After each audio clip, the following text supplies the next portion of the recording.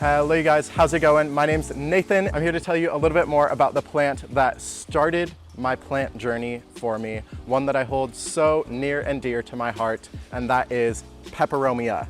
There is over 1,700 different varieties of Peperomia, and I believe that number is expected to continue to increase. So there's tons of different shapes, sizes, and colors, endless possibilities when it comes to collecting Peperomia. Today I'm gonna share with you some more readily available, easier to come by ones that you can find at just about any plant store or big box store, but they are still loads of fun. First, we have the beautiful string of turtles, or Peperomia prostrata. This is a more vining variety of Peperomia, perfect to add to a terrarium or to an arrangement of plants, or of course looks beautiful on its own. You can let them cascade over the side of the pot, or you can trim them back and keep the foliage up towards the top. This is a really fun one to get a lot of versatility out of. But you can see those beautiful little tiny leaves do closely resemble a turtle shell, hence the name string of turtles. Okay, this is one that was relatively hard to come by just about like 2 years ago, but is now pretty readily available, and that is the watermelon Peperomia. You can see those leaves do closely resemble a watermelon, and then they have beautiful deep red stems. In my experience, this has been one that's a little bit more on the finicky side in terms of its care. So you want to be careful to keep it a little bit more on the dry side. These guys will drop their leaves if they are being overwatered. One of my favorite parts about keeping Peperomia, because they've got these really thick, more succulent leaves, is I don't find them to be all that prone to pests. Yeah, I don't think I've ever had a pest issue on any of my Peperomia. So a fun thing to keep in mind when you're shopping around. Okay, here we have one that is lots and lots of fun. I swear there's always so many different types of these popping up. Every time we're here at our supplier, I find one that I haven't heard of yet, and that is the Peperomia Capparada. So we've got the Shumi Red, the Mendoza, and then, see, I can't even keep up with these names anymore. Oh, the Keto. This was one that was relatively new this summer, and then the Moonlight here. These guys stay a little bit on the smaller side and have some more compact growth, and then also push out those adorable little inflorescence that Peperomia are known for. You can totally hang on to those inflorescence, or you can chop them back to help redirect the plant's energy to producing more foliage.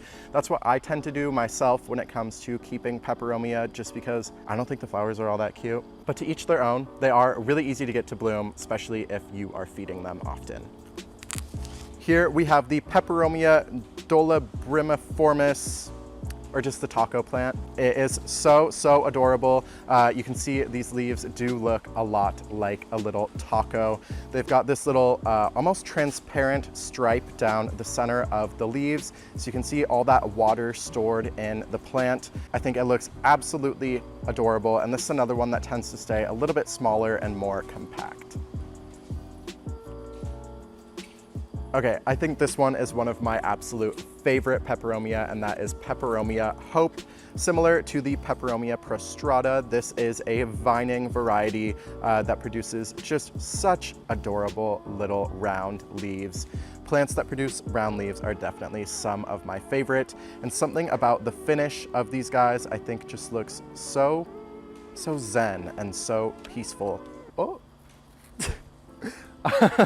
You want to give these guys lots of bright light. I think they would look absolutely beautiful hanging in like an east-facing window. Peperomia Hope for beautiful little circular leaves.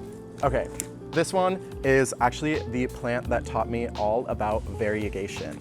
I remember I found one of these guys at Home Depot a couple years ago, and I had heard the word variegation being tossed around, and I had never seen a Peperomia that was variegated. I was very new to plants. It really got me excited about the whole world of variegated plants, and that is Peperomia obtusifolia variegata. This is a pretty slow grower, but really beautiful to watch grow. You can see the stems almost sort of zigzag. I find that to be pretty consistent with these guys as they grow out, but I think they look really cool as they get a little bit taller. Okay, this one here was one of the first sort of collector plants that I picked up, and that is the Peperomia Polybotra, or raindrop peperomia. It gets its name from these beautiful little raindrop-shaped leaves, but I remember paying, I think it was a little over $20 for this guy in a 4-inch pot at my local nursery a couple years ago, and it was like a big purchase for me and sort of, I think, broke the ice for spending a little bit more money on a houseplant. But this is another one that produces beautiful vertical growth, and the leaves on these guys can grow to be a pretty considerable size over time. And then these super thick succulent-like leaves make it pretty drought resistant. So if you tend to be the more forgetful plant parent, this is, I would say, the perfect plant for you. I hope you enjoyed hearing a little bit more about one of my all-time favorite plants that is so special to me.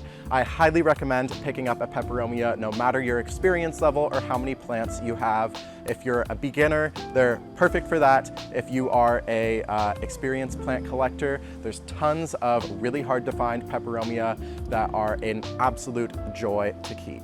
Thank you guys so much for watching. Make sure to give this video a thumbs up, hit that subscribe button, and turn on those post notifications. I will see you all in the next one. As always, peace out.